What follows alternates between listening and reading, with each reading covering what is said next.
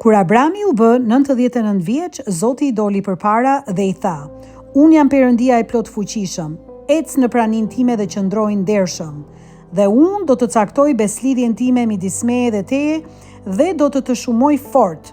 Atëherë Abrami përuli fytyrën në tokë dhe Perëndia I foli duke I thënë: "Sa për mua, ja unë po bëj një beslidhje me ty.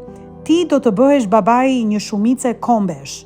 Dhe nuk do të quhesh më Abram, por emri yt do të jetë Abraham, sepse unë të bëj baban e një shumice kombesh.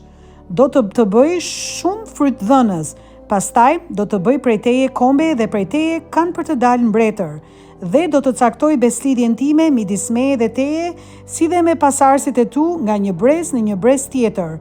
Kjo do të jetë një beslidhje e përjetshme me të cilën unë do të marr përsipër të jem Perëndia yt dhe I pasardhësve të tu mbas teje. Dhe ty dhe pasardhësve të tu pas teje do t'ju jap vendin ku ti banon si një I huaj, tër vendin e Kanaanëve në pronësi për gjithnjë, dhe do jem Perëndia I tyre."